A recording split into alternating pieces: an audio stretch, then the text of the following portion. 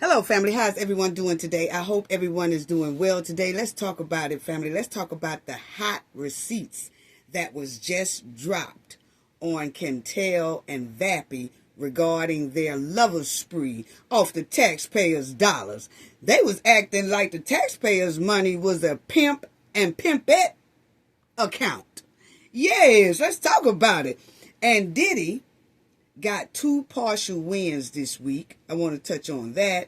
And Young Thug got another win in court this week as well. So we're going to talk about all the hot tea today that's inside of here. Y'all, I can't wait for y'all to see the receipts that was dropped on top of Kentel and Vappie's head. Yes, but y'all already know what we have to do for the ones in the back. This video is under fair use. Copyright disclaimer under Section 107 of Copyrights Acts in 1976. Allowance is made for fair use for purposes such as criticism, comment, news reporting, teaching, scholarship, and research. Fair use is a use permitted by copyright statute that might otherwise be infringing. Non-profit, educational, and personal use tips the balance in favor of fair use. Yes, fair use. All rights and credits go directly to its rightful owner. This video is purely for fair use, opinion, and entertainment. Enjoy. And we also want to add that everything in this video is alleged. Yes. Okay. Please subscribe to the channel if you are not a subscriber already. It's greatly appreciated. I promise you it's free. Please hit the like button. It's free as well. Show your girls some love. I appreciate it. And I want to give a shout out to the chat. The chat be on fire. Man, in our last video, y'all had me falling out the chair. We had such a great time in the last video. So I just want to tell y'all thank you for everyone who was in the chat. It was greatly appreciated, and we just had a ball, and it was full of laughs. Thank you as well to the replay game. Thank you all for coming back and doing a replay. Thank you to all the people in the comment section. That makes a big difference as well. Thank you so much. I appreciate you all, and I want to give a great shout out to our moderators. Our moderators, awesome, outstanding moderators. I just want to give them their props as well. Thank you so much. And for them being with Cafe for some years now. So I appreciate that. And I'm sending love to each and every one of y'all. Every one of our subscribers, old and new, the ones overseas, everywhere. Thank you so much for y'all support. Now, let me say this, family, okay? Because I want y'all to understand what I'm saying. I started this video, right? And I say about 12 and a half minutes into the video, everything started updating in the house, and it cut the video off, okay? It's like the phone started updating, and then the internet was updated. Everything started updating, okay? And it cut the video off within 12 minutes. So it did save the recording of it. So what I'm going to do is play 12 minutes of when I started the video. And then I'm going to continue on when those 12 minutes stop. Okay, I hope y'all can understand what I'm saying. Okay, so y'all gonna hear a recording of me starting this video, and then at the point that it cut off because my phone and everything was updating, then I'm gonna continue like I'm doing right now. Okay, so y'all just check this out. Okay, because this was the start of that video. Yes, because they was using the taxpayers' dollars, and the receipts has dropped.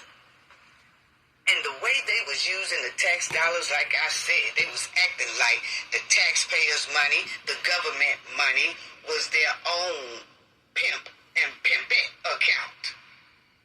What? What is y'all doing? Check it out, family.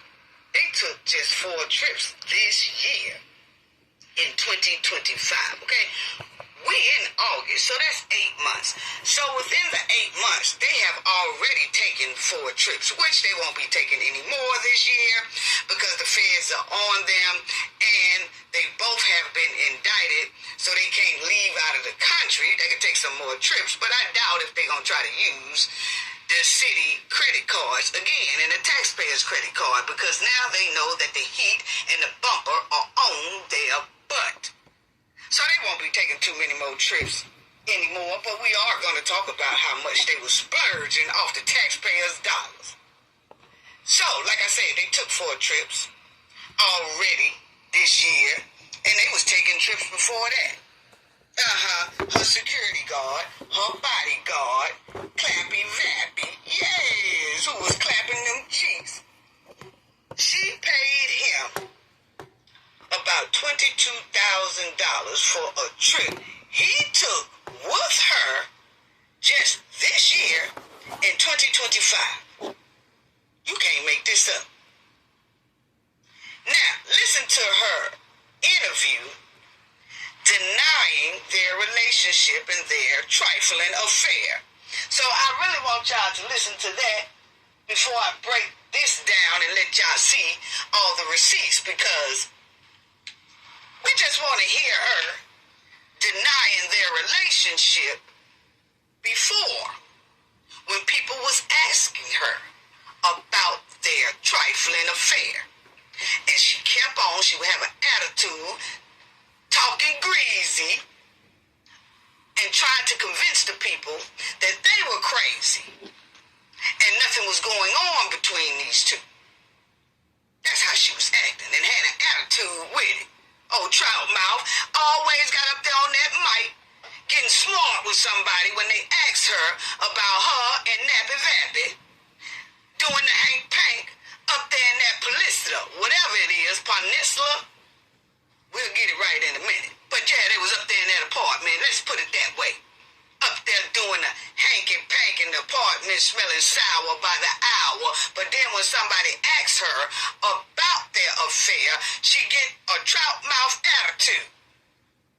Like everybody else is crazy, except for her. Playing on people's top. Playing on people's top. Now, listen to her tell tales. The whole time she was asked before she got indicted. They was giving her a chance to tell the truth. But no, she wanted to get greasy with the people. Now, check this out, family. Late to my professional relationship with Officer Vappie. That's where it is. It's strictly professional. She a lie. That's what the Fed said. I've stated, based on the false allegations that come my way, by the time I finish this job, literally, accused of sleeping with half the city of New Orleans, both genders and all pronouns. I'm known as Teddy sometimes and then Dirty other times. So with that, false allegations do not, that's basically all I have to say about it. Now y'all see how her trout mouth, y'all see how her trout mouth gets smart with you when the press asks her questions? Do y'all see how she gets smart when somebody asks her a simple question? Now that was at a press conference. She got real stanky about somebody asking her about her and Vappie relationship. I'm known as Teddy sometimes, and I'm known as Teddy other times. Yeah, because your face is hard, okay? You got a hard-looking face. Nice-looking woman, but the face is hard, okay? Got a hard face, so I can understand people calling you Teddy sometimes and Teddy sometimes, okay? But the thing is, she got up there and she told that tale. Yeah, she did. She got up there and she told that tale. And it ain't nothing going on with us. Well, the feds determined that was a lie. Yes, Teddy, or however. But y'all see how smart she gets. Okay? And now, this must be the new age pimping they was doing in 2022 and 2023 and 2024, 2025. That's that new age pimping. The way they be pimping the government and pimping the taxpayers' dollars just to go on rendezvous. Yeah. I'm going to tell you right now, pimping, because anytime a man can just get on a plane, that's all he got to do is get on the plane, stay in a lavish hotel, eat fine dinners, and then all he got to do is deliver her sausage for $22,000. That's the new age pimping right there. But see, a lot of people think and thought that he was pimping her, basically, like he was using her. But no, like, she wouldn't have did all that probably if it wasn't for him. No, she was dipping and slipping off in them taxpayers' dollars when she was on the city council board before Vappie was even thought about. Before Clappy Vappie was even thought about. Yeah, so she had been doing that. So it ain't got nothing to do with Vappie. He just came in and just helped her continue to spend. But she was already using the taxpayers' dollars and mishandling their dollars when she was on the city council before she even became a mayor. So let's get that part straight. Okay? Yeah. Just like Tiffany. Yes, Tiffany was doing shiesty stuff as she was on the city council board, and when she became a mayor and a supervisor, she just went way overboard. Same way with Teddy. Talk about, I've been accused of messing around with all genders. They'll call me Teddy one day and Teddy the next day. Yeah, you ain't looked in the mirror and figured out why they call you Teddy sometimes? Because you hard in the face. You walk hard in the face. You talk hard. All that stuff. Yeah. Now, the Fed said that was a lie about you doing that professional thing. Let's hear that again, family. Late to my professional relationship with Officer Vappie. That's where it is. It's strictly professional. I've stated, check it out. Based on the false allegations that come my way, by the time I finish this job, literally, accused of sleeping with half the city of New Orleans, both genders and all pronouns. I'm known as Teddy sometimes and then Teddy other times. So with that, false allegations do not, they're not false allegations. That's not what the Feds said. The Feds determined that was a lie, okay? Now, with this Teddy sometimes and Teddy sometimes, but let me tell you something, family. She's a nice-looking woman, but you can't tell me that the woman's not hard in the face, okay? Now, that's my opinion. Now, sometimes a man and a woman have to pay for the sausage and fish when they're looking a little hard in the face. She's an okay-looking woman, but as time and years went on, for some reason she started looking away from the feminine side, more towards the masculine, wanna-be, hard side. And I just couldn't figure that out. So sometimes when a man and a woman have a little hard face, they do have to pay for sausage and fish, okay? Not necessarily. Some people can have a hard face, but have a beautiful personality, and love will just attract them. People will just love them automatically. But you got some people that got hard face, and they got a nasty attitude with trout mouth behavior, and that causes people to bag away, and it's hard and tough for you to find a mate because you. Okay, it stopped right there, family. So it's hard and tough for people to find a mate if they got a nasty attitude. Yes, if you have a nasty attitude, it will be hard for you to find a mate.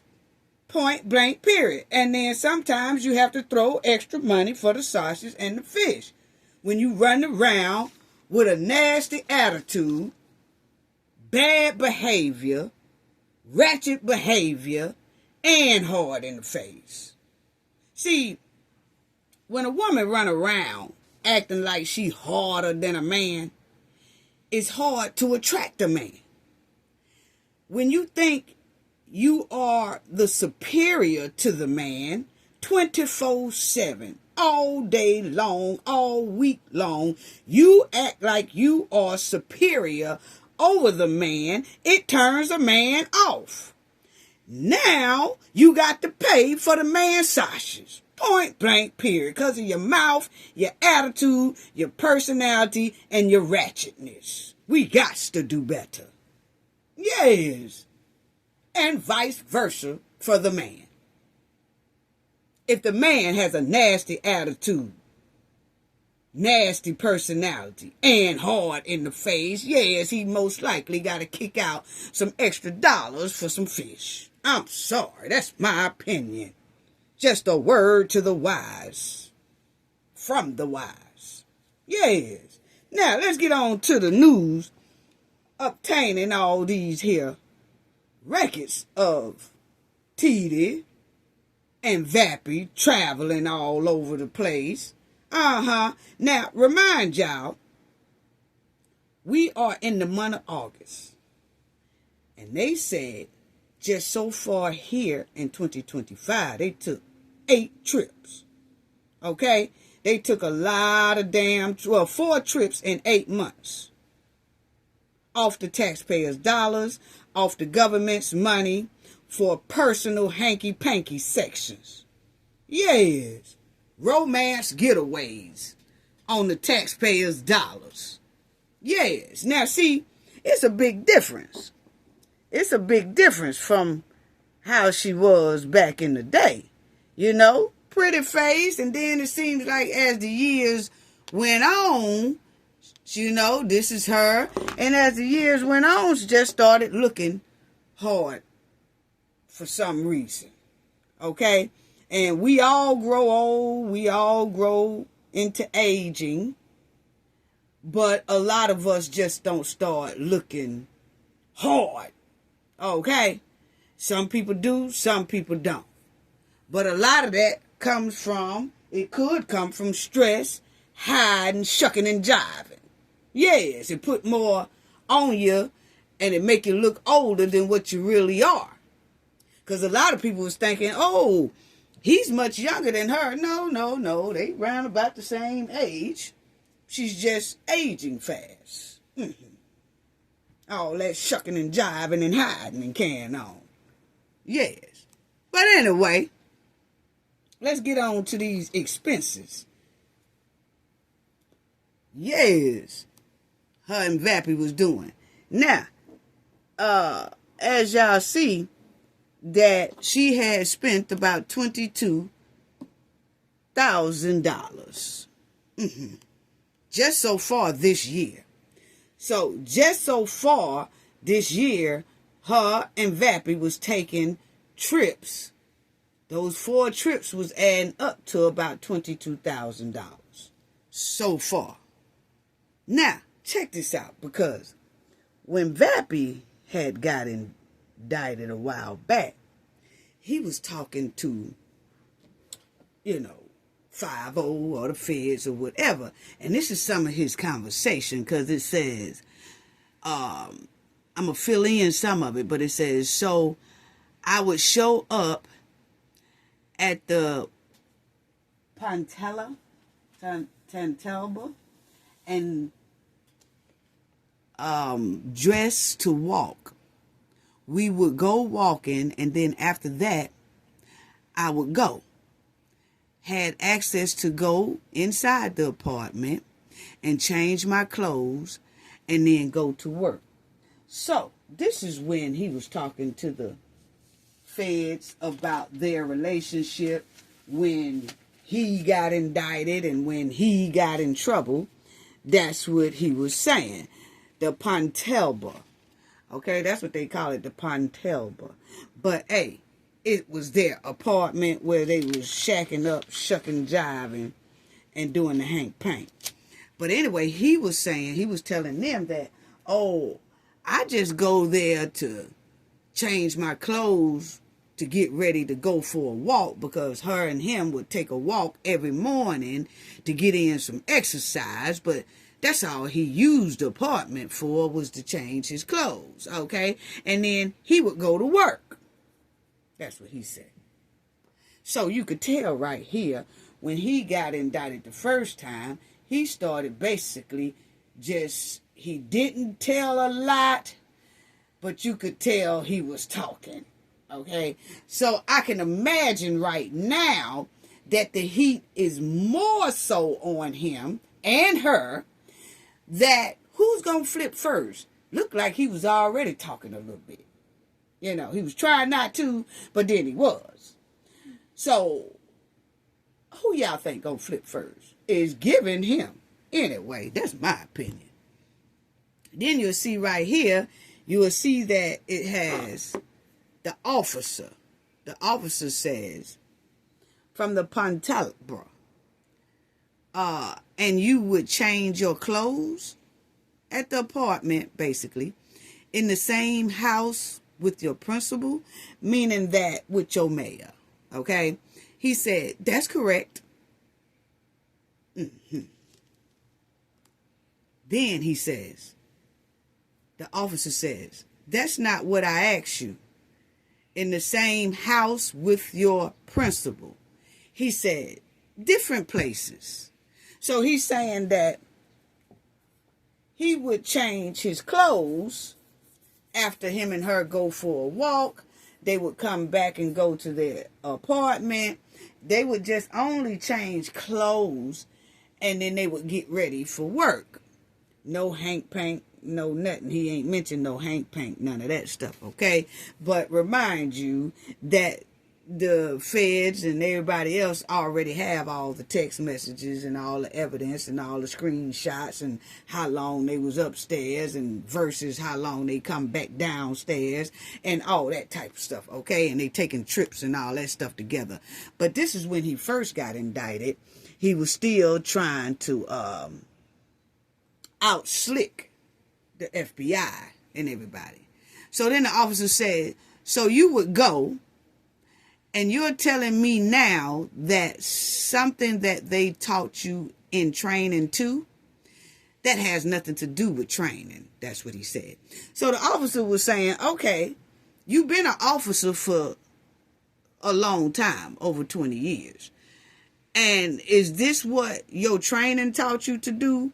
Is to go upstairs in apartments and stuff with your superior and change clothes and stay in the apartment for a long time with your superior while they change clothes and all that stuff like that. Because, see, if you calling yourself a bodyguard, you shouldn't be in there with that person changing clothes and staying in there for I don't know how long and all that stuff. You're supposed to be outside the door while that person go upstairs and change clothes or do whatever. Okay? Or you supposed to be somewhere in another room until they come out the room, but y'all changing clothes too. You're not supposed to even change clothes. You're supposed to have on your security uniform because you say you her bodyguard, right? Mm-hmm. But anyway, so that's what that was. Then you'll see that the officer says, what does it have to do with? Tell me, how did you feel like that?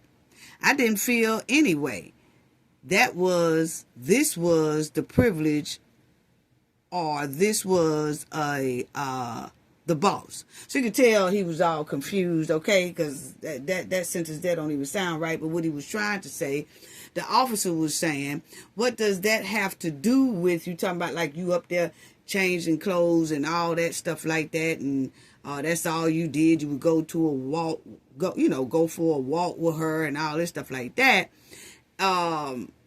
He was saying, oh, well, it's like a privilege, you just being with the boss. It's a privilege to be with the boss. That's the type of answers he was trying to give. Did you ever go inside of any apartment or any place that Mayor Nagin was at and change clothes? Now, this is what the officers asked him. Mayor Nagin is the man who was a mayor before Kentel. He Vappie bodyguard for Nagin when he was in office every once in a while. Okay? So the officer is asking him, well, when you was doing bodyguard work for the last mayor, did you ever go upstairs and change clothes with him for a long time and do all this walking with him and all that, then you'll see he says, no, I didn't do it with Mayor Nagin. Yeah, we know you didn't. Yeah. Now, well, then he stopped. No, for the mayor's ball, myself and the other guys changed in the Puntelba. Okay? So he's now trying to throw other people up under the bus with him and try to make it look like him and some more guys done went up there and changed clothes before. So it's just not like he only going up there changing clothes. Him and some other guys changed clothes after the mayor had a ball. They all went up there to change clothes. And that probably at one time when y'all all go up there and change clothes. Or was it a party going on?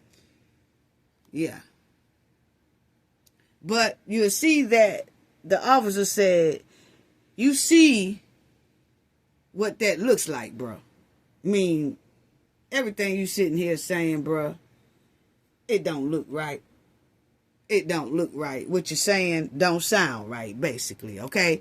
So that was that. Now y'all will see this is where they start dropping receipts on them. And as y'all will see that they drop receipts showing that Nappy, Clappy, Vappie would always put in he worked 12 hours and ain't worked about 2 hours that day. Okay? Because they was taking pictures and watching them, following them and everything. Okay? So as y'all see, he worked 8 a.m. to 8 p.m. And they were saying, really, he wasn't working but about 2 hours or 3 hours that day. Then y'all would see that they have on here, hold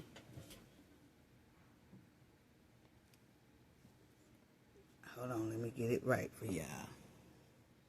But then y'all will see on here, it says, on or about September the 23rd, 2022, Kentel and Vappie discussed a public record request seeking information about Kentel's schedule and whether a particular local investigator reporter, member of the news media, was on to them. Okay, so are they on to us? Okay, so what happened was the media started around about September 2022.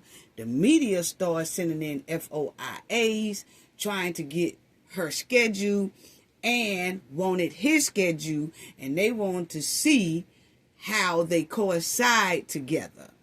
And that every time they see them out in the street and other people in the community see them in the street, they don't look like they working to them. So they wanted to know their work schedule. And what are they saying they working? And what hours are they working? Are they on the clock at the time the public be seeing them together all the time and running in and out of that apartment and all that stuff? So when the mayor got word that the news and everybody was sending in FOIAs, that's when her and Vappie had a discussion, and they were saying, wonder if the people are on to them. Okay? And as y'all will see right here, that the news media received the FOIAs back regarding the mayor and Vappie's timesheets. And it wasn't looking good. No, it wasn't. It wasn't looking good. And as y'all will see right here, that they was taking American Airlines, going places when they should have been at work, or saying that they was at work. Actually, they really wasn't at work. That's Vappie, security on duty. Okay, they said schedule Sunday 24. He wasn't doing no work though. He wasn't doing no work. He was traveling with her. As y'all will see right there, that's both of them. both of them, time sheets and schedules that wasn't coinciding with their time sheets. When they was together, they was on the clock, but they wasn't doing anything. Or they was traveling together, going places together. And as y'all will see right here, they had a meeting. She had a meeting, and Vappie was on duty for her, but they were saying that that meeting didn't even last that long. It only lasts for like probably 3 hours. But he put down there, because you know he's her bodyguard. So if he only bodyguard her for 3 hours, supposedly, because that's when she did some type of work, she went to a meeting for like 3 hours, okay? So that means he's supposed to put down he worked 3 hours. And after that, he's off, because she ain't have nothing else to do that day. But he would put, he worked from 7 a.m. to 10 p.m. Yeah, he was working all right with her. Yeah, with her. He was working all right from 7 a.m. to 10 p.m. Yes. That's what he got down there. But originally they were saying that day right there, she didn't work for about 3 hours. You know?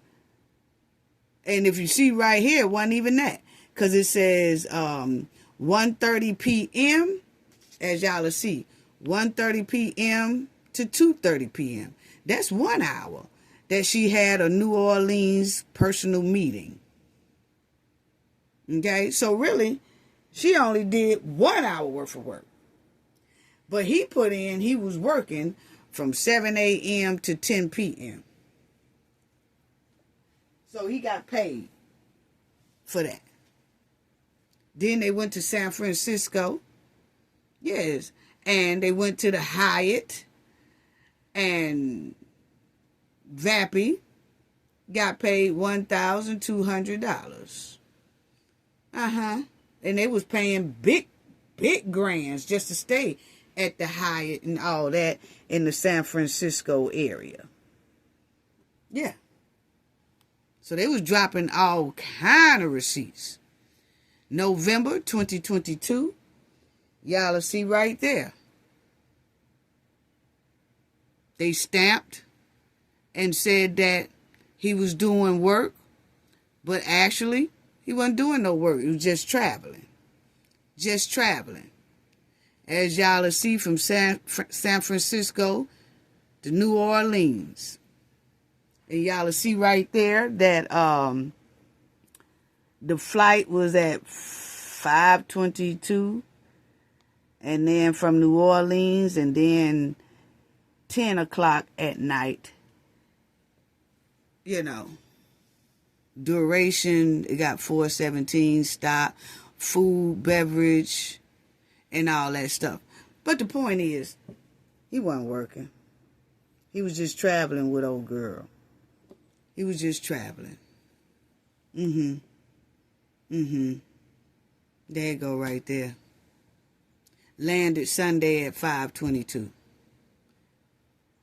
But you let him tell it when he put in his time sheet. If y'all can see, he have like 12 hours. You know, like 12 hours. He worked 12 and 15 hours. 15 hours, 12, 15 hours. He'll say 12 hours. Like if he only working about 4 hours, he'll put 12 hours. 15 hours, things like that, just getting paid on the clock. Then they went, as y'all see, they went to Los Angeles September 29th on a Thursday. They went to Los Angeles together. Then they went to go visit Brad Pitt at Brad Pitt house. Yeah, as y'all see it right there. They went to Brad Pitt's house, chilling with Brad Pitt. And you'll see that meeting when she went to visit Brad Pitt. They saying that she went, it got 6:54 p.m. to 7:03 p.m. That ain't nothing but 10-15 minutes. So did they just ride by and look at the house and say, oh, we want to see where Brad stayed? what did they took a black SUV there, but anyway, they was just splurging and traveling and having a good time and all that stuff. This is them on the plane in December 2022. And as y'all would see, he claimed that he worked like 16 hours. He got paid for working 16 hours when he really just taking a flight back. Didn't do no work. And if you want to say that, okay, he was guarding her on the airplane, okay, well, that airplane flight was about 5-6 hours. It still wasn't no 16 hours. As you see right here, it's saying 16 hours is what he put in. He worked, and he didn't. And she would sign off on his paperwork when they get back to New Orleans to say that, yeah, he worked 16 hours, yeah, he worked 15 hours, yeah, he worked 15 hours, 16 hours, 10 hours. And she was signing off on it. And by her signing off on it, you know, meaning that you really can't question the mayor. And as y'all will see right here, it says, hold on, family. It says right here, Cantel paid approximately $762.18. Wow. To upgrade Vappie's seat in first class on an airplane.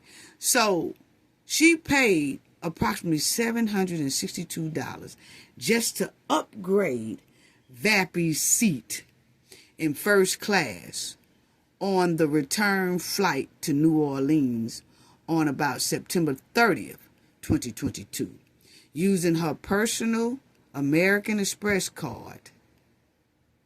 Wow. Then you'll see right here, same thing. Vappie submitted and Cantel signed and authorized Vappie's travel expenses form after out-of-state trip, despite knowing they falsely reflected that Vappie had engaged exclusively in official business activities. See? That's what basically got their butt in trouble. They lied to members of the news media about the reason she had EPU members accompany her on out-of-state trips. Wow. As y'all see right here, they went to Washington. And they went to Washington and spent $2,491.69 splurging off the taxpayers' dollars. Yes, and then in Washington again, you all will see $1,862.11. Then they went to France, as y'all will see. They went to France and spent $14,850.70. There you go right there. They went to France.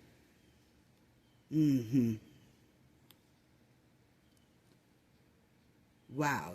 Then y'all will see they went to Tampa, Florida. Tampa, Florida, they spent $2,710.38. And all that.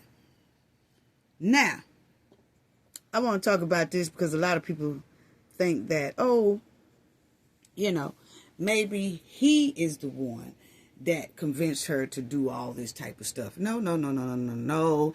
As y'all see the date up there, it says 2017. That was before she even became a mayor. She didn't get the mayor spot to 2018. She was on the city council board at this time right here. And on the city council board, ever since she had got elected for the city council board, she was caught spending money then and mishandling money then without authorization. So here she took her own family, allegedly they say, this is the receipt, she took her own family out to eat and everything, and it cost the taxpayers $761 in total. Okay, so they was already saying that she was spending money as a city council member. Okay, and let me tell y'all this about the city council member, because when she, I'm telling you, they was on her hard. Because I have a note here that said, okay, she went to Ghana too. That's it. She went to Ghana when she got elected on the city council board. She took her tail to Ghana after being elected on the city council board, used the city hall credit card to pay for airfare, and spent nearly $9,000 to splurge in Ghana. This is when she was a city council member. Vappie wasn't even thought about. Wasn't even thought. She wasn't even talking to him then. This is just when she was married with her husband and all that. She was already mishandling money, and they also made her reimburse the city for that money. Yeah. So she was doing a lot of spending way before that, family. Way before she became a mayor. Don't see how they even let her do that. But I think after she became a mayor is when they tracked it down and all that and made her pay that money back. Then they also did a recall on her, but it didn't go all the way through. So you could tell that the city really was trying to push her out the door because they started noticing that things that she was spending. So she had this little spending habit, spending spree, spending money, mishandling taxpayers' dollars before she even got involved with Vappie. Okay? And so as y'all would see, she was just doing hood booger activity all the way around. Then be talking greasy to the public when they asked her questions about her trifling traveling and her trifling affair. Then she started talking greasy and getting smart with the people. You know, talking greasy to the taxpayers while taking the taxpayers' dollars and throwing it in the dumpster for a hanky-pank session. You got to do better. Then, as y'all will see here, they took 14 trips outside of the state of Louisiana. Her and Vappie. Yes, y'all see it's highlighted right there. They took 14 trips all over the place. Los Angeles, California, San Francisco. They were just going to Washington. They were just everywhere. Everywhere. Overseas. Y'all seen where they went to France and all that type of stuff. You know, they went to the Emirates. They just went everywhere. Yes. Then y'all see right here, they got it highlighted about Vappie would later reminisce in a WhatsApp message to Cantel that the Scotland trip was where it all started. So y'all will see that he's reminiscing on the Scotland trip, and he's saying, he texted her in the WhatsApp and said the Scotland trip is where it all started. So they went to Scotland back in 2022, and remind you that she was still married to her husband. He was also married. Now, when this all started coming out in 2022, 2023, and the news started asking for FOIAs and the word was getting out there, his wife went on ahead and put in for a divorce. But of course, her husband passed away. And most likely, if he didn't pass away, he probably would have asked for a divorce as well after he'd have seen all this. But a lot of people say that, you know, this was going on and it was word on the streets before he passed. So most likely he knew about this, just like Vappie's wife knew about this when it started coming out and allegations started coming out about them taking so many trips. Because remind you, both of their spouses thought that they was just doing a business, that he was her bodyguard and that was it. But then it turned out that it was more than that. Much more than that. And y'all can, pause it and read, all of it. I was just going over the highlights. But this is them, having a wine tasting all over there in Scotland and all that stuff like that. Now, y'all will see here that Vappie would always put in, this is what he's working. Vappie also reported that he would work the following hours as a member of EPU during the San Francisco trip. So when they was in San Francisco doing all this right here, smiling, sniffing and grinning and wine tasting and up in the rooms and these fancy hotel rooms and they traveling all through San Francisco, he said that on April the 6th, 2022, he worked 15 hours. Then he said April the 7th, he worked 15 hours. April the 8th, he worked 15 hours. April the 9th, he worked 15 hours. And then he going to say he working from 9 a.m. to 12 a.m. Come on now. Come on now. Come on now.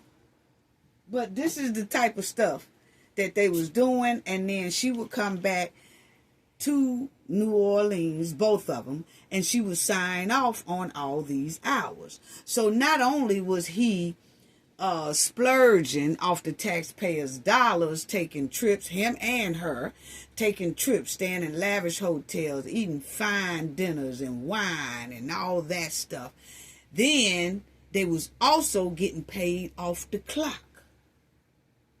And then boosting up the hours that he was working, so he getting a hell of a check. Because he's saying he working damn near 15 hours a day.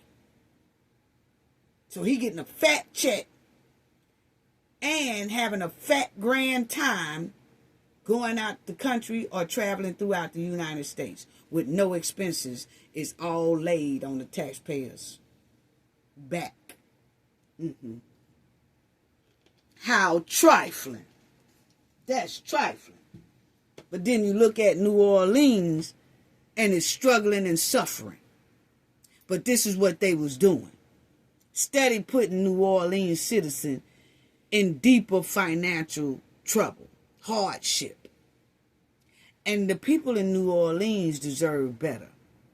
They have been through hurricanes, Hurricane Katrina.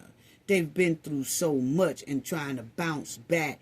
They don't need nobody in there that's making their livelihood worse and not trying to help them.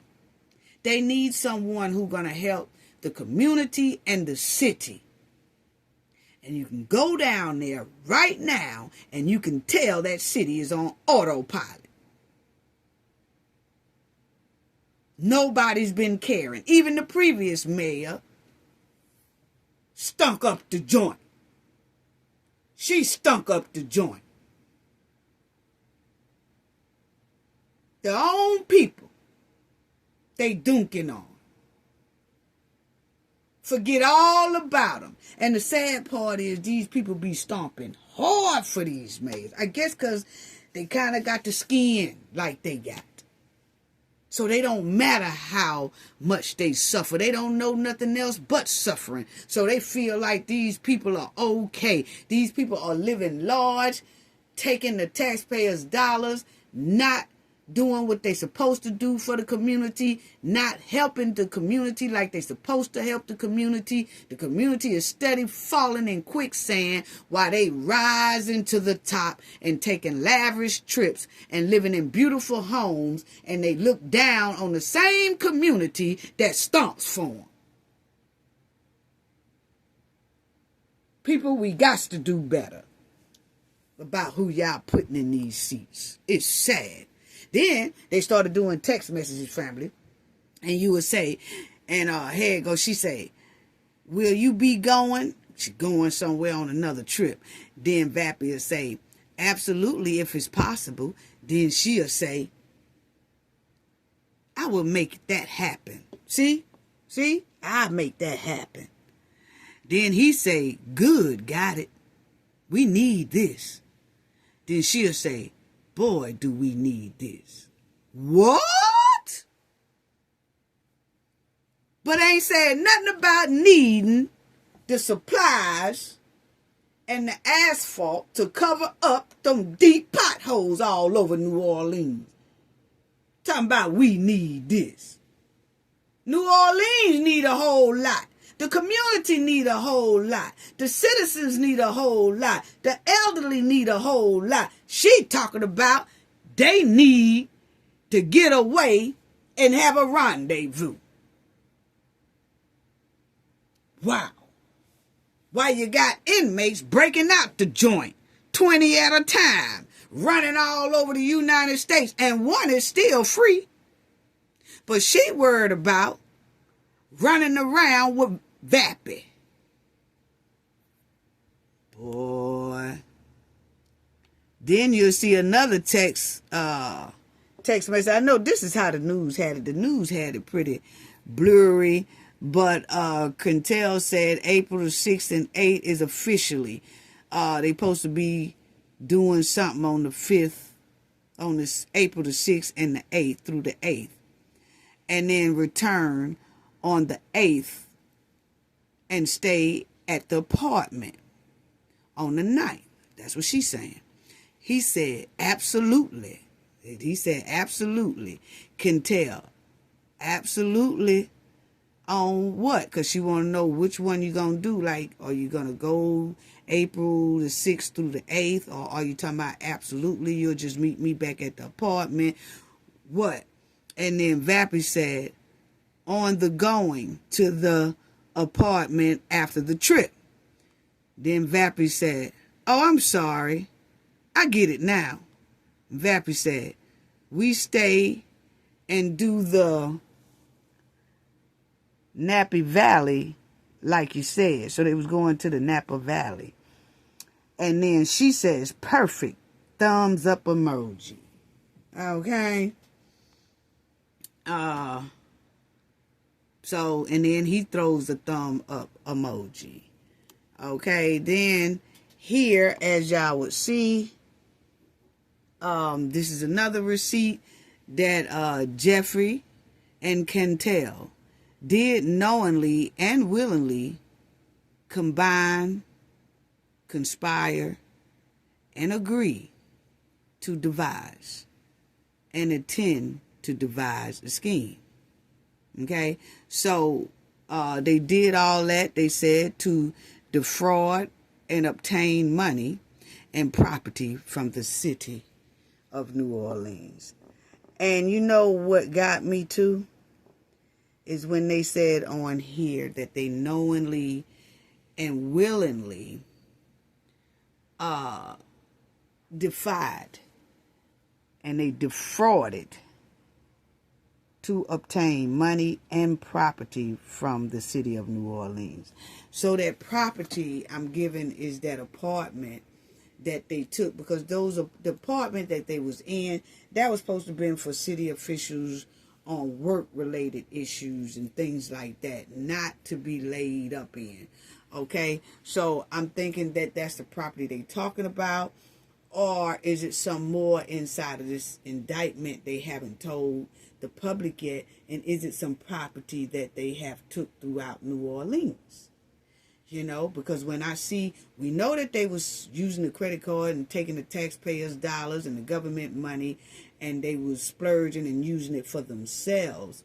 But when I saw in here it says money and property, then I started wondering, is the property the apartment that they were in? The city snatched the apartment from her, so she no longer can use that apartment for a rendezvous, her and Vappie. They put it up for rent for somebody on the outside to rent it now. But I'm just wondering about that property thing. Is that the apartment that they was talking about that they was using the city's property, which was that apartment. It belongs to the city. But was they talking about that they just took it and used it personally when they shouldn't have? Or are they talking about other property that Vappie and Kentel had taken? We'll know when they do the indictment thing. Okay.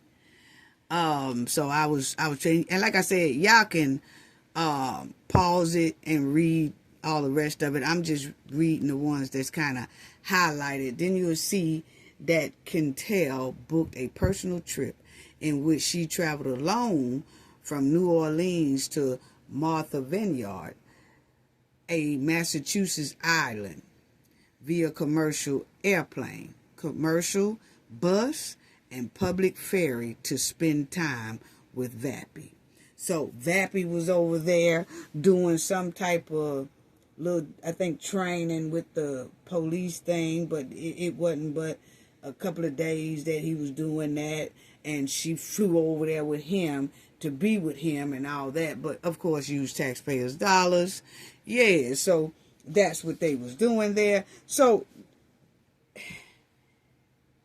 you have to look at that in 2022, Kentel, she canceled a work trip to Florida and instead booked a personal trip on an airplane in which she traveled alone from New Orleans to that Martha Vineyard to spend time with Vappie. So understand she had something on her schedule when she went to that Martha Vineyard. She had something on her schedule to do in New Orleans that pertained to the city. She canceled that to take the taxpayers' money to go where Vappie was. What? Wow.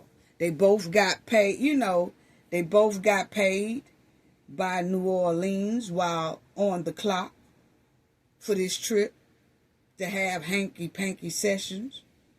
They used $22,000 in 8 months for their secret rendezvous off the taxpayers' back and the government's dollars. Wow. Wow, you can't make this up. You can't make that up. And at first, like I said, you can't say that he was finessing her. No, she was doing this when she was on city council board, mishandling money. She was mishandling money for a long time on that city council board. So I want y'all to see this right here. Let's talk about this, because now Kentel wants to tell this lady here. Remember, this is the lady who took the pictures of her and Vappie outside of that apartment, sitting back, eating, and she blushing and grinning and all that. And then she started intimidating this woman and, just trying to make life hard for this woman because this woman spoke up against her and Vappie just chilling on the clock off the taxpayers' dollars. So now Kentel has, her and her lawyer, has asked the judge to hold off on this lady lawsuit until the indictment of federal case is over with. Because Kentel feels like if this lady lawsuit, which is supposed to be coming up pretty soon, Kentel don't want this lawsuit to go on because Kentel and her lawyer said that the feds might use a lot of evidence in this lady's trial. Like, once this lady have her trial against Kentel and they get in court and a lot of things start coming out, then the feds will most likely use some of the evidence out of that civil lawsuit and use it in their indictment and put more on Kentel. So Kentel's lawyers and her has begged the judge not to let this civil lawsuit happen until after Kentel has finished the FBI trial. You see what I'm saying? So she's trying to be slick about it.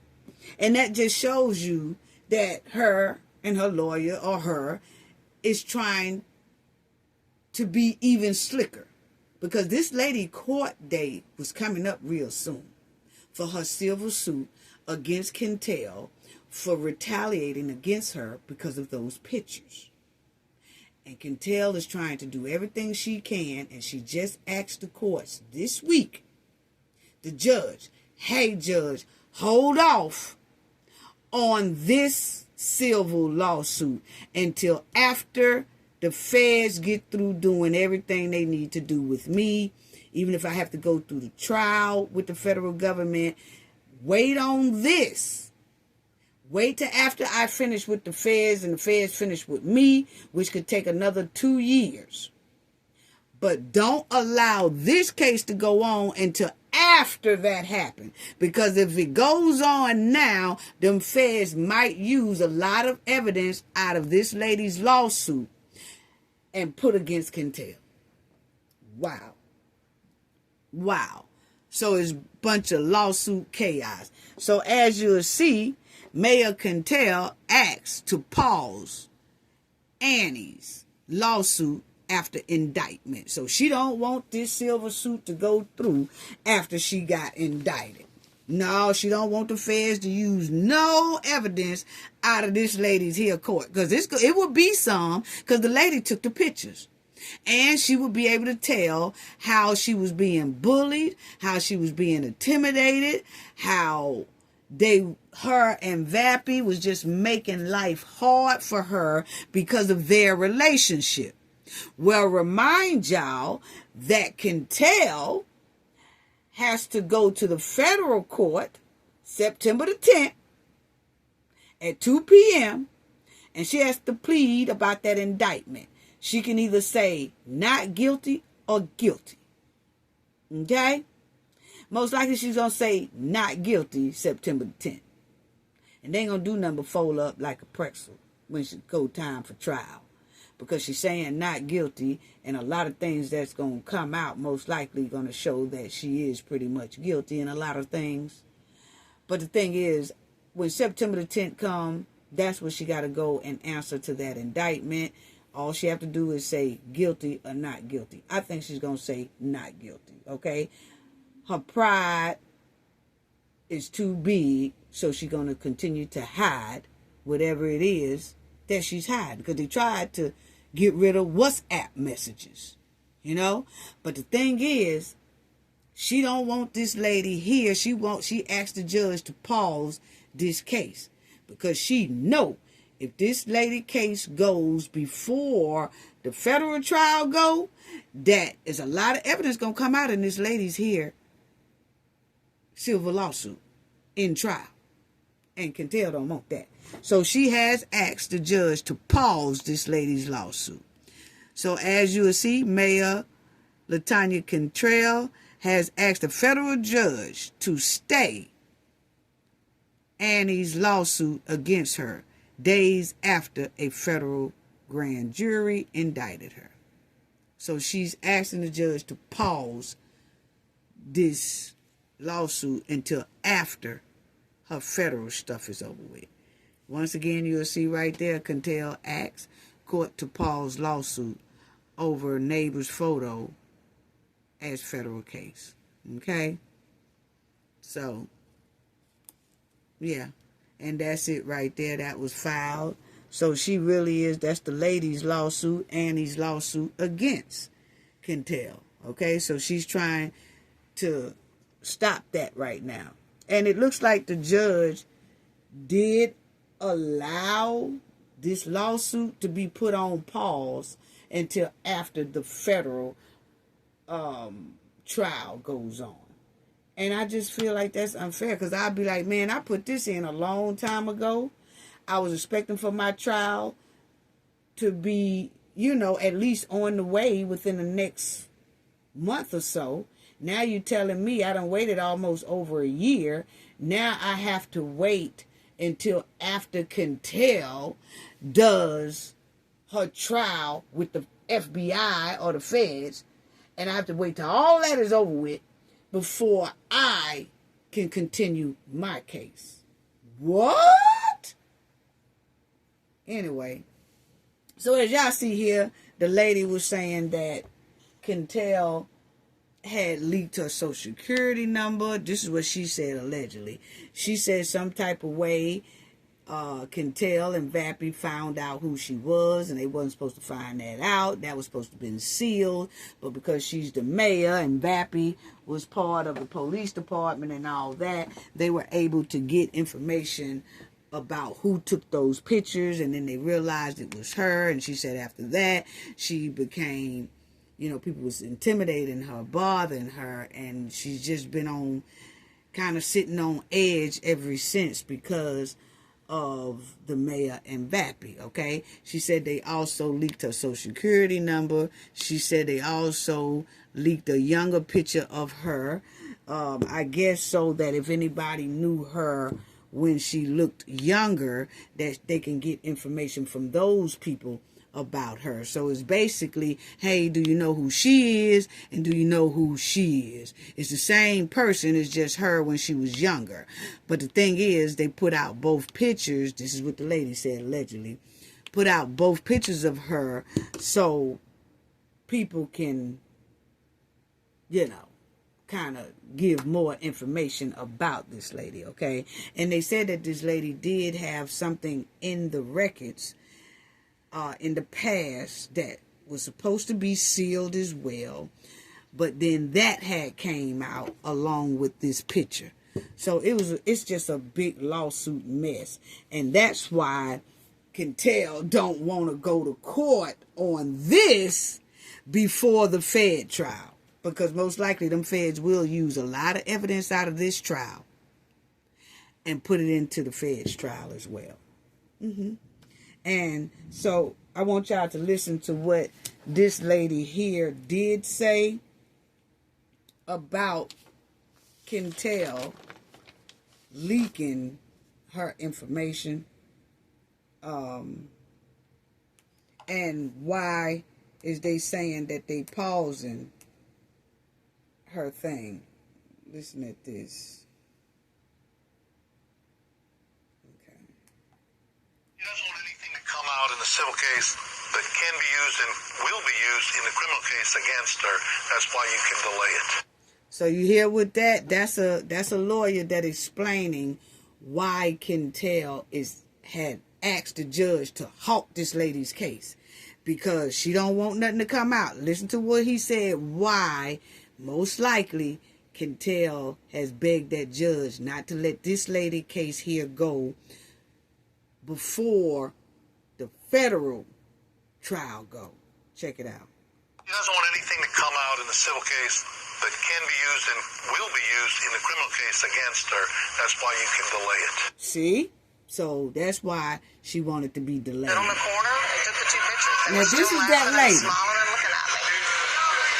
Now this is this lady right here talking, and she's telling how she was being treated. I didn't make any comments or gestures, and they didn't seem to be concerned. Would she show that she could dig up records that no one else could dig up? Why would she go through the trouble of printing an old picture of me? I believe she was trying to intimidate me and trying to show other people to not take pictures of her and not expose what she's doing that's wrong.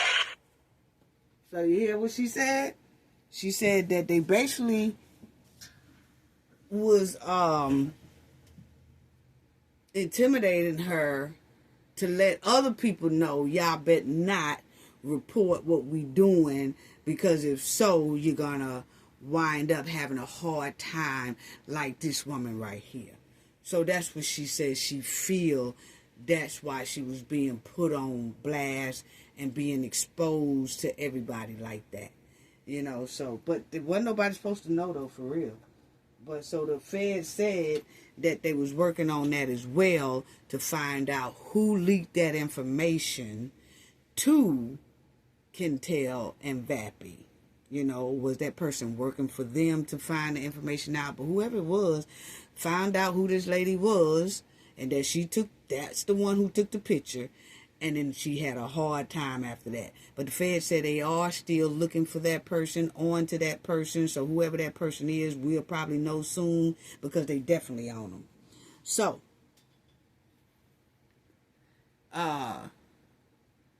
it's messed up. It's messed up. You know, Kentel used her authority, you know, because this lady said she was getting threats. She was being intimidated and all that stuff. And just scared, you know. So Kentel used her authority and her power to find out who took those pictures of her and Vappie, and she did. You know, and now the lawsuit is going to be pushed back, point blank, period. And spending taxpayers' money while cozying up with each other when they should have been working.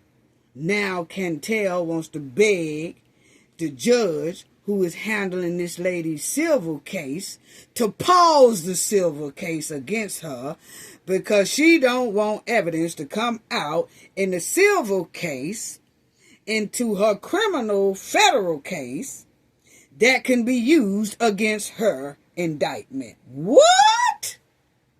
Now you gonna ask the judge to pause this civil suit, but then Kentel couldn't pause on the Sashas. She couldn't pause on messing with Vappie. Her and Vappie couldn't pause on nothing, but she want the judge to pause her civil suit. See how entitlement is? See how selfish people can be? I'm tripping. Why didn't Kentel pause on messing with Vappie's Sashas? That's all I want to know. Why she didn't pause on that? Why she didn't pause on this trifling affair? Why she didn't pause on that? See how selfish and entitled people think they are.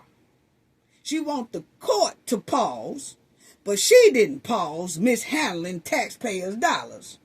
She didn't pause spending government's money. She didn't pause on this trifling affair. This pause request. And it's most likely going to be delayed for a couple of more years, because it probably will take a year and a half for Kentel's Fed trial to come up. It'll probably take about one more year for that trial to come up. They got to do like more depositions, and they got to do a whole lot of other stuff, legal stuff, all that before you even hit trial. So this lady here is going to wind up waiting a good 2 more years before her civil suit can kick back off again, because they basically delaying it now. I don't think it's right, though. I really don't. I don't think that's right at all. I don't think that's right. But, you know, that's how things go. So let's talk about Diddy husband. Yes, let me talk about that right quick. Because a lot of people they was asking me about her husband and things like that. Don't know a lot about her husband, just know what we used to hear out in the street. Very smart man, well-respected man. He was, yes, and Diddy was messing around with Vappie when she was still married to this man before he passed away, okay? Now, Diddy was creeping with Vappie when she was married to him. According to the FBI indictments, according to how the paperwork is stamped on this indictment, it shows she was having an affair with Vappie while she was still married to Jason. That's his name, Jason Kentel. Diddy's husband was a well-respected person. He was a public defender lawyer, okay? A lot of people throughout New Orleans knew if you had any type of legal troubles or anything like that, and you really can't really afford a lawyer, Jason Kentel right there, he would help you out and be your public defender that will fight for you as if you hired him as a personal lawyer. He really did try to help his community in a legal way. If you didn't really have it, he was a public offender. He would most likely try to get on that case and help you out if he saw that you needed some legal counseling. You know, if you needed a lawyer, he was there if he was able. He was well respected throughout the New Orleans community, and his father was a magistrate judge. And Jason was that public offender lawyer well before he met LaTanya Quintel. Okay? Yes. Well before he met her. He was a public defender lawyer. Okay? And he started his own private practice as well. Now, understand this, that LaTanya Quintel, Titi, was just running around New Orleans playing the activist role. She didn't have no city council title. She didn't have no mayor title. These two got married in 1999, okay? In that time, he was the lawyer. She was just running around town playing activist. Okay? Yeah. And, you know, she just, when she got a little position on the city council board, she started stinking up the joint from that point on. She was stinking up the joint as a city council, and she stunk up the joint as a mayor. But anyway, years later, LaTanya was hustling. After they got married in 1999, he's still doing his lawyer thing. He had opened up a private practice. He was doing good, okay? Remind you, she has no position at this time. She's just acting like an activist throughout New Orleans. And I say acting like because when somebody get the position where they really can help the people and they don't, to me, they was playing in people's face the whole time. They was just doing that to get what they wanted, not what the community needed. So anyway, she was running around there after they got married, still playing activist, but trying to hustle her way into the political world. And she did that. Then she became on the city council board in New Orleans. And then she started mishandling money and abusing her authority then. And then she had to pay back about $8,000 back to the taxpayers. Okay? And then that still didn't teach her a lesson that she had to pay back $8,000 worth of money she mishandled as being on the city council board. Oh no, that didn't teach her no lessons, because when she became mayor, she got worse. Wow.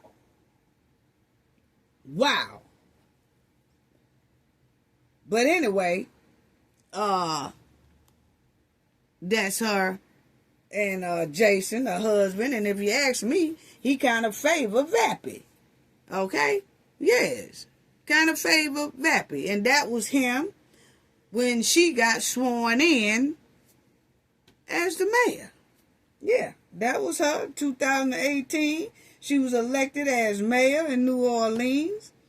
And the community considered them a power couple, because you had him was a lawyer, and then you have her now has become mayor, you know. And so now he's the first gentleman of New Orleans, right? But he was still holding down his private practice as a lawyer. He was still helping the community when it comes legal time for them to need legal counsel and things like that. He didn't enter into the political world like most people thought he would because she entered the political world. He didn't do that. He stayed low key. You really never saw him because he was grinding with his law firm. He was grinding. He never really tried to take the spotlight off his wife, Kentel. He let her do what she do. He did what he do. But then she started stinking up the joint and started messing with Vappie while he grinding in the law firm. That's what it's giving. And that's what the stamps say on them indictment papers. But anyway, it don't say that she was messing over her husband, but the dates say she was messing over her husband. But anyway, so he just grind, and he's solely focused on being an attorney. And Jason stayed in that cut. I'm telling y'all, he did. People that really didn't even know she was really married, not on the outside of Louisiana. A lot of people just only saw her speaking and talking and running her mouth all the time. And they really didn't see the husband unless it was some type of big event. Okay? But the whispers started floating around New Orleans about certain people that Kentrell Diddy started surrounding herself around. People started talking and whispering about the circle that Diddy was hanging in. You know, certain people that other people felt was suspect. Somewhat like Vappie was hanging around a hell of a lot. So the whispers was out there on the curb. You know, the whispers was out there. But people didn't really come out and say anything until it just got a little bit out of hand and the news started asking for FOIAs and things like that. So, it was crazy. Then in 2023, the news broke that Jason Kentel had passed away of a heart attack. And the city mourned Jason passing so hard because Jason was a real big asset to the community. He really was.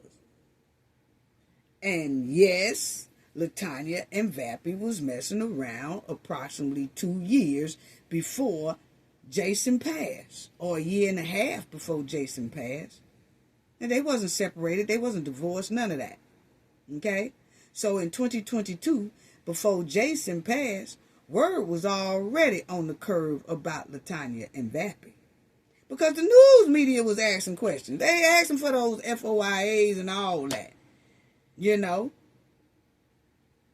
And when Jason passed, LaTanya, a.k.a. Diddy, and Vappie continued their affair. And that's when Vappie, wife, left his rump. Yes. So, that's the scoop on that. And as y'all will see right here, when she had to pay back that $8,000, she said, "I regret any error made in the use of the credit card. But those were unintentional," Mayor LaTanya Kentel said. See, she had to reimburse the city back them $8,951.69. Yes, when she went all up there in Ghana and all that stuff as a city council. She wasn't even a mayor yet. But they didn't put their foot on her neck till after she had became a mayor, and they made her pay back this money from when she was on the city council board and used the city credit card without authorization to take her tail to Ghana and splurge. Yeah. And they said when they was traveling a lot, her and Vappie, see, that was her husband. Her husband was a pretty good, okay man. Haven't heard anything like no negativity going on surrounding him like you hear about Diddy. At all. At all. And see, he passed away in 2023.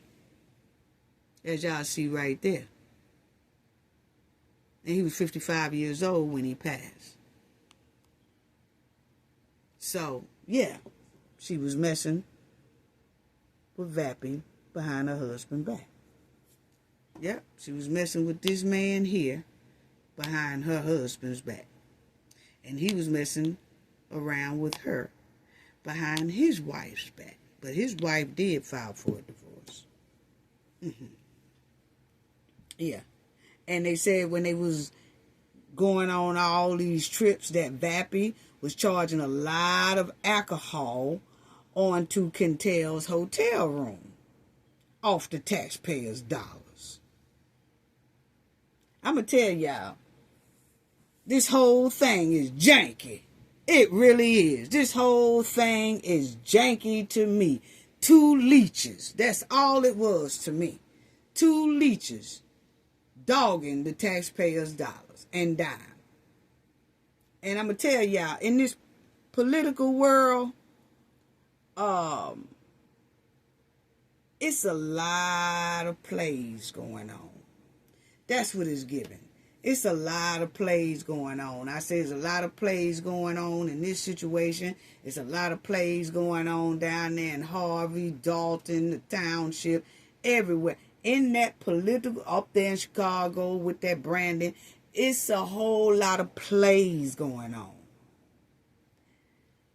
And when you're dealing with a political world, you have to know when you're being played and when a play is going on. Yeah, because there's a lot of plays going on. Especially all down there in the Harvey, all that situation all down up through there. It's a lot of plays going on, family. You need to wake up and watch these plays because you will see certain things that you say, huh? I'm telling you, in the political world, a lot of people do a lot of plays for attention. They will band together and do a play. You be thinking that these people don't like each other and these people don't get along and these people really not communicating. Bull crap. If you wake up and look hard, you can see the plays. You can see the plays. That a lot of people are doing a lot of things for attention. That's what they do in the political world. They will be behind the people back, plotting up a play. Hey, let's act like we don't like each other. Hey, let's start this beef. Hey, let's start this problem. Hey, let's start this. And then people gonna think me and you really don't like each other. People gonna think that we ain't getting along. It's gonna be... we need it for the clicks and views for the political world because we need to get our name out there. We need to keep our name in the algorithm. We need to keep all this going.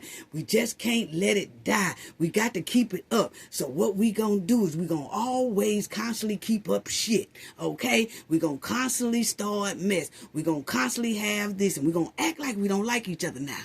But we really like each other. And then after that play die down, we gonna come up with another play. In the political world, family, it's nothing but plays, Rand.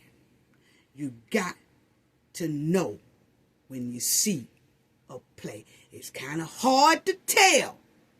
But if you put on your thinking cap and use your ears correctly, you will be able to see a play from far away. Yes. Yes. That's why we call the knowledge family. Listen to the plays. Because there's a lot of plays going on. Keep your head on the swivel. Pay close attention to the plays that's being played. Because a lot of them are going on in the political world. All up and down through the United States. all up and through Harvey, up and through Dalton, the township, Louisiana, up there in Chicago with Brandon, everywhere. Check out the plays. Yeah. Because if you don't, you'll get caught up. Yeah. If you don't, you'll get caught up. Word to the wise, from the wise. Yeah. Pay close attention to that, family. Now, why? Cantel, with her trout mouth, up there telling these people that, nah, me and him ain't, we got a professional relationship. Ain't nothing going on with us. We always had a professional relationship. Ain't nothing going on with us. And all that janky talk up there at the microphone. The FBI says different. Point blank, period. And trash is all over the New Orleans streets. And every time the news media or the community asks her about trash being everywhere, piles of trash everywhere, she got an attitude because they ask her a question. Every time you ask her a question about, hey, why is there so many potholes? Hey, why is there so much trash over here? Hey, why is this? Why is that? She'll pop off mad. Hey, look here. Hey, look here. I mean, she has a quick attitude. And the only thing they be asking her about is trash. She'll get a hard attitude with the news media and with the community for asking her about anything that's helpful to New Orleans. She'll have an attitude about it. She don't want nobody asking her no questions about potholes. She don't want nobody asking her no question about the trash and how it looks financially broke down up and through Canal Street and Bourbon Street. She don't want nobody to talk about that. She only got one job to do, and that's improve that city. And she hadn't done it yet. And yes, I have a right to talk because, hell, I go down there at least about twice a month, and I dump money in that city as well because I do business down there sometimes. So I have a right to talk. But those people in New Orleans deserve much better than to be dogged by everybody that come in there and call themselves a mayor. I'm sorry.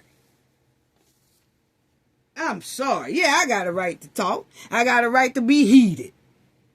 Because it don't matter if we stop in the restaurant, we get hotels, and we do all that, and them tax dollars down there is pretty high. And you mean to tell me that the tax dollars that everybody's spending, the community spending, the tourists spending, everybody who visiting spending is going to Vappie sausages?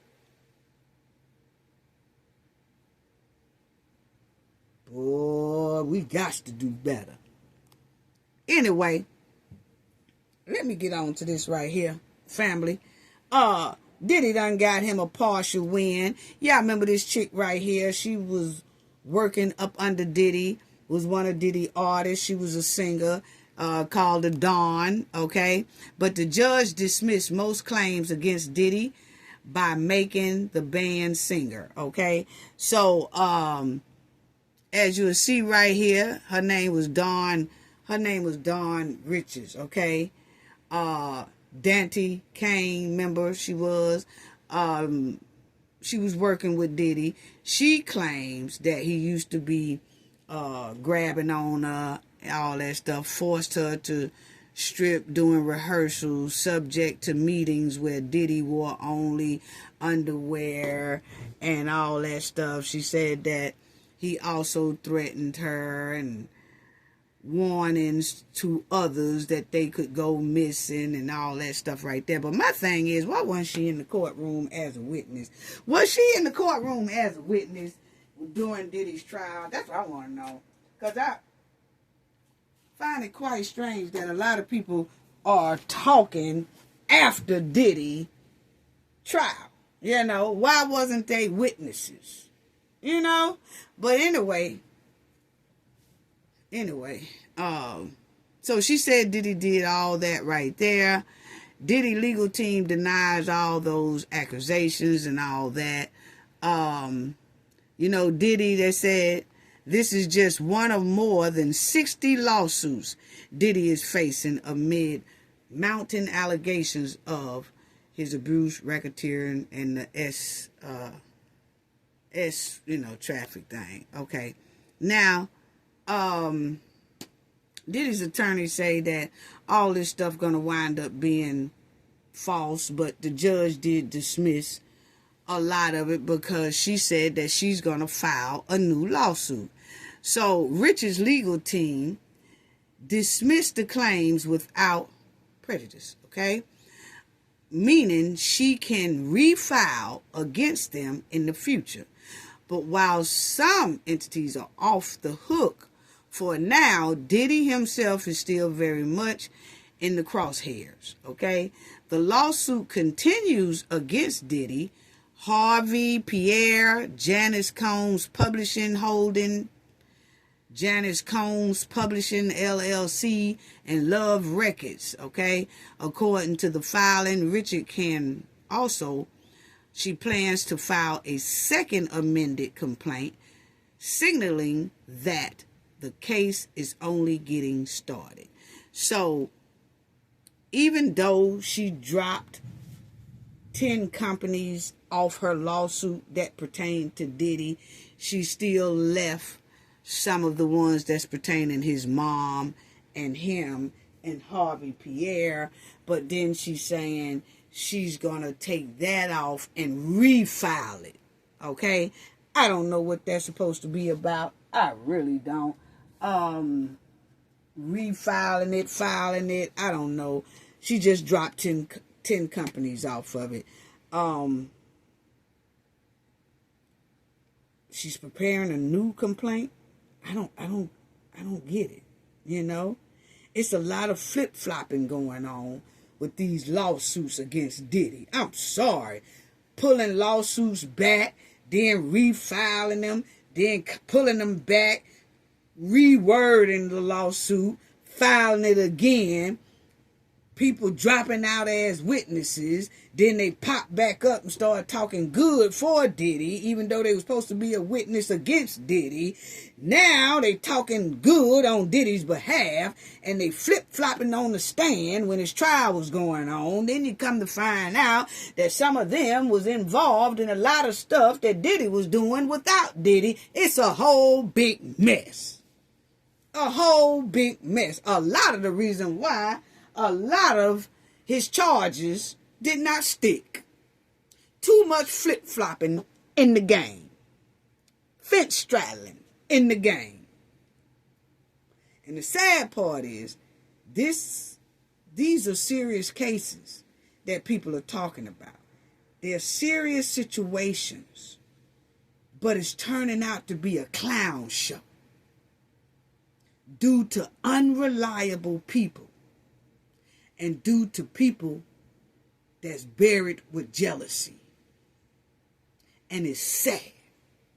Hey, if you're going to drop a lawsuit, drop it, get it together, drop it, and stick with it. That's my opinion. Unless y'all come to a settlement. But all this, oh no, I'm going to take that back. And I won't put this in there. Or I won't take that out. And I won't put this in there. After the trial done went through, it's given that, okay, since I know a little bit what was said at the trial, let me pull mine back and reword it and put this right here. Because what I had at first don't coincide with the trial, because the trial let him go on that charge. So now that the trial let him go on that charge, let me pull my lawsuit back and change and take out what I said at first and put in this. What? I'm just asking a question. We're confused. That's all. We just asking a question. I ain't saying nobody telling tales, telling lies on lawsuit, none of that. I'm just saying make it make sense. That's all. But anyway, then you had this lady here. The judge done dismissed her lawsuit against Diddy. Yeah.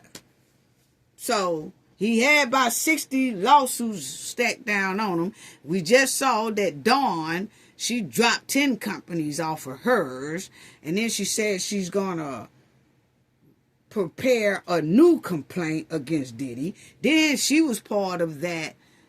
She was under Diddy as an artist. Then you have this one here named Sarah Rivers that says Diddy claims are very much alive after judge slashes lawsuit. The judge said, no, I'm throwing this lawsuit out, okay? She wasn't very happy about that. The judge threw that lawsuit out the other day, okay? Now, the judge explains why he dismissed making the band singer Sarah Rivers' lawsuit against Diddy. So he explained why he dismissed her lawsuit, okay? Basically, the judge was like, and she said the same thing the other one said, and she was going for 20 counts with prejudice of a $60 million lawsuit filed by Rivers, meaning that she cannot refile hers. Now, the other one, Dawn, they said she can refile hers. This one right here, the judge said, no, she cannot refile hers, okay? So here you got, she was suing Diddy for the same thing. She said it was harassment, assault, and overseeing inhumane work conditions and all that, okay? So that's what she was suing Diddy for $60 million. And the judge threw it out. As y'all will see right here, on Thursday, September the 14th, the judge said no go and threw it out, okay? So the judge explains why he threw it out. And basically, he says this right here.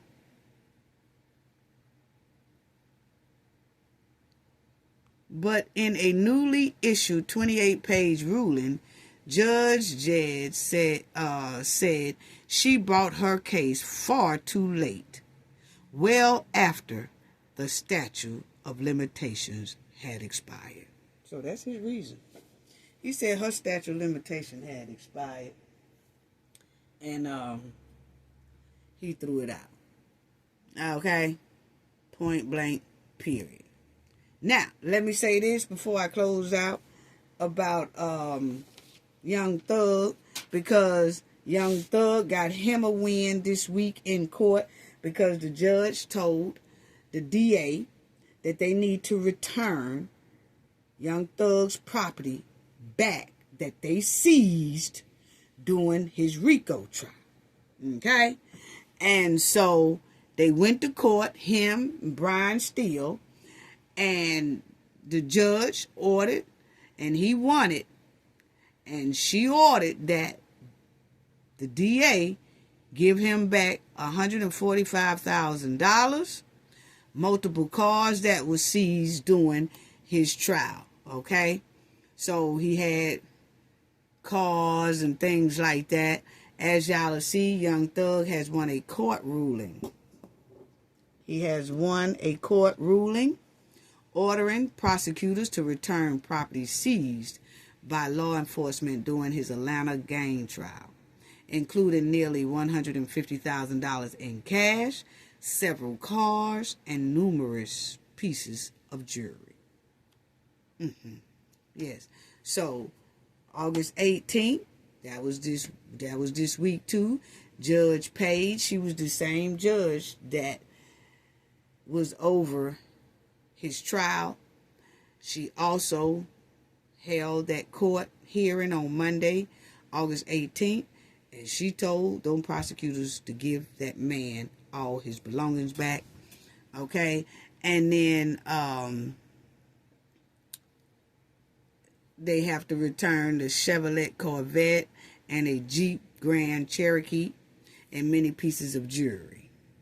So he got that because it was a battle. The prosecutors, for some reason, they was trying to keep that still. They was trying to still keep his property.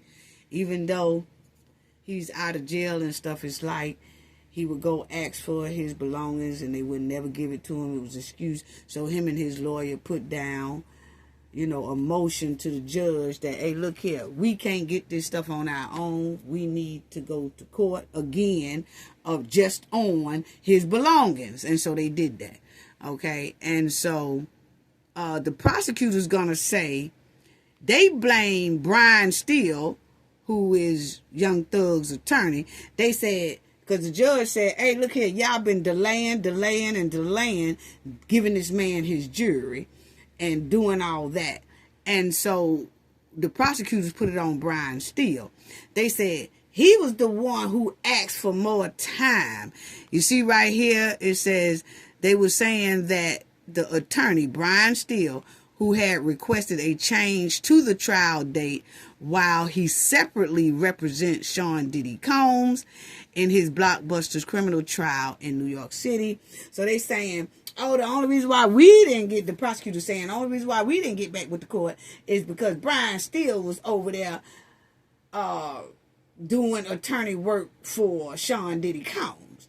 And he wasn't in Georgia.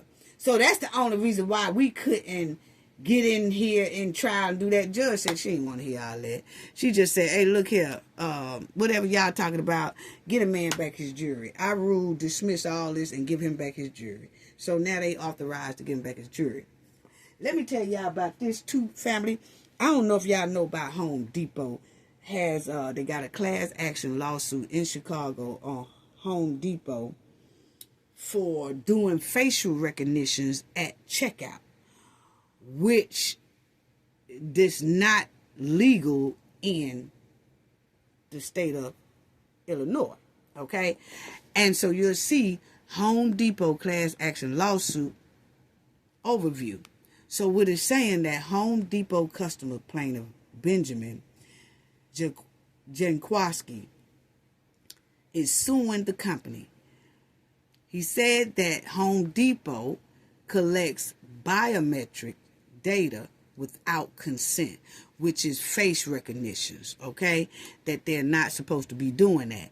And by May 2024, Home Depot had expanded its use of the technology to help mitigate theft and self-checkout stations, the lawsuit says. Now, the plaintiff alleged that Home Depot used a facial recognition technology violates BIPA because the company did not make its retention policy publicly available and did not obtain customers' informed written consent before collecting their biometric data. Okay, now I don't know if y'all ever been in the store. I have, but I can't remember which one. But when you walk up to the checkout or self-checkout, you'll see a little square box right here, and then it will have your face in a little square box, and a green light will be trimmed around that green box. So when you walk up to that checkout station, you will see a little square picture of yourself, like somebody's taking a picture of you. You will see it, and it'll stay there until you leave that checkout counter. Well, most likely it's them screening you and your facial recognitions, okay? And if your state doesn't allow that, that could be illegal, okay? So what they're saying here, this was in Chicago. They're saying that Illinois, that's illegal. You can't do that without a customer consent, that you are studying their facial recognition, their facial expressions, their facial all that. They don't know what you're doing with that data. You know, you got to let somebody have consent to pull all that kind of stuff. Because sometimes the facial recognitions can then tell all about your background, who you are, what you've been doing. Not saying that Home Depot had theirs hooked up like that, but you can do that. That's what it's used for. They have cameras on the street that once you walk past them, it'll give facial recognition. If the police are looking for certain people and they pull up the camera, and then if they say that's the person right there and they pull it up, it'll start that facial recognition to say, yeah, that's definitely that person. Well, they're saying that they have this going on inside of Home Depot in the Illinois area, okay? So he said that he regularly shops at a Home Depot location in Chicago, claims he noticed a camera and a screen at a self-checkout kiosk during a recent visit. He said he saw his image on the screen with a green box around his face, indicating that the system was capturing his facial geometry. Okay? The plaintiff claimed that Home Depot has failed to satisfy its legal obligations under BIPA and has disregarded customers' rights to privacy. So, and like we said, that thing there will, it tells a lot. And you don't be knowing. And it's like, okay, why is that there? And I have been in the store one time, but because we travel so much, I can't even remember where it was. Because I would look to see if that state allows biometric scanning, and if that state don't allow that, I would be trying to do something about that now. I just can't remember what state I was in when I saw that happen to me as well. So, but anyway, it says BIPA, enacted by the Illinois legislature, regulates the collection, use of storage of biometric identifiers, such as a facial geometry scan. It requires private entities to develop publicly available written policies for retaining and destroying biometric data, and to obtain informed written consent from individuals before collecting their biometric information. So see, Illinois does not allow that, but Home Depot have it on their checkout thing in Chicago anyway, because this man noticed that. And I guess he was checking out and was like, what is that? And he saw his picture there. I've seen it too. I just can't remember where it was, family. It was right on, but anyway, you'll see right here it says, he is looking to represent all individuals who had their facial geometry collected while visiting a Home Depot store in Illinois. He is suing for violation of BIPA and is seeking certification of the class action, damages, fees, costs, and a jury trial. So he wants a jury trial on that. But yes, family, I'm going to get back to that. But I have noticed, because I wanted to just show y'all this, I have noticed going to a checkout that you would see the screen like this, but it'd be a little square box down in the either left-hand corner or the right-hand corner, and it will have your picture somewhere here or right here. It'd be live. It's almost like somebody got you on a camera. That right there is collecting biometric data, geometry on your face, trying to recognize who you are, things like that. It's studying you, and it could be telling your whole background and everything like that once it recognizes who you are and things like that. See, stuff like that, people have to have consent for that. It really do. And they saying, oh, well, we got it there for theft, is what this look like the excuse they using. Nah, you have your security guard there for theft now. You have your security guard for theft. Have somebody standing by the registers looking at what people putting in the bag and things like that. But all that facial geometry, collecting people biometrics, data and things like that, nah, I'm not too comfortable with that either, especially if your state does not allow that and it's illegal in your state. If it's illegal in your state, you could do something about that, because that shouldn't be happening at all. And as y'all will see right here, it's the same thing. That's how it's collecting. It's collecting the phase structure. And then, hell, some people can do a whole duplicate of you. You see what I'm saying? And And you ain't trying to have that, doing scientists and somebody got your eyes, your mouth, and all that stuff, and then somebody go out here and do something, and you pop up, and then that person pop up, and you be like, nah, just getting people whole facial and studying their looks and their eyebrows and their eyes and looking into their eyes and pulling up the background and all that type of stuff without a person's consent, that's a no-no to me. It really is. It really is. All that right there, no.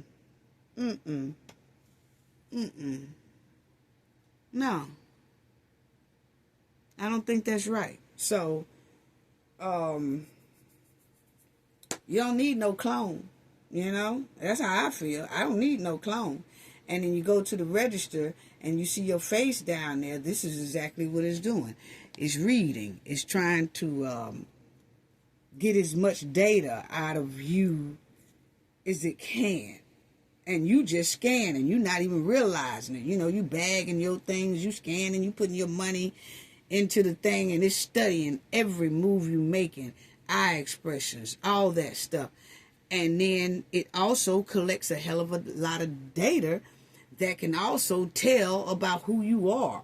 Your background. What you've been into. Nah, I don't need nobody in a strange place looking at my stuff or have access to look to, they might say, oh, we don't look at it unless we have a problem with that person. I gives not a damn. I just don't need it. I don't need y'all knowing nothing about me. I come in here to just get something. I did not come in here and sit down like I'm at a scientist's office and let them just dissect my whole body and my background. Nah, dog. I'm good. So then they said that Home Depot was already in trouble before. Let me read that. They said, I didn't know this, in 2024 that customers sued Home Depot over claims that it used fake reference prices to mislead them into believing items were discounted. Okay? And then I looked at what they was talking about, and then I said, oh yeah, because it's also known as false referencing prices. It is deceptive marketing tactics where retailers artificially inflate the original price of a product to make a subsequent sale price appear like a bigger discount than it actually is. So, like if let's say like if an item was already $50, okay, and that's what they sell it for, they will go over there and put that it was $100, but now it's $50. It was already $50. It was already $50. Wait a minute. You see what I'm saying? Or you could go to the register, it got $50 on it, but when you go to the register, all of a sudden they say 82 something. You said, wait a minute, it said $50 back there. Oh, that sale gone off. Somebody just didn't pull the tag off. Well, no, you need to give me the price of that tag. Some of them will, some of them won't. But that's what they're talking about, that Home Depot had gotten in trouble in 2024 for doing that. But anyway, family, I'm going to close out because we almost going into 2 hours. And I just want to say shout out to Lady Luck Club, because I seen a video she did a couple of days ago, and she gave Cafe of Knowledge a nice shout out. And she also, gave a lot of props, and she complimented with kind words, Cafe of Knowledge. She gave me a lot of kind words, and I just want to tell her thank you for the kind words, for the compliment and everything else. And we also want to give you thanks and credit for your channel, because you do an awesome and amazing job on your channel as well. So keep up the amazing content, the amazing work. You have been doing this for years, for a long time, Lady Luck, and you have grown your channel, doing an awesome job, and continue to do that. Continue to do that, sister, and keep striving, growing. Don't look back. Just keep going. Don't look back. Don't look back, sister. Continue to do what you do best, and that's make awesome content. So thank you once again for your amazing shout out of me. Appreciate it. The kind words that you said about me the other day is greatly appreciated, and I'm sending love and hugs to you, sister. The Knowledge family, I'll talk to y'all later. I'm getting ready to go. Love y'all. Loves and hugs to everyone. Please don't forget to hit the like button. Love, love, love, love y'all. Sending hugs and love to you all. Gain knowledge to prevent blockage. And we all know what that means. The more you know, the harder it is for anybody to block you out from your goals and success. Bye-bye.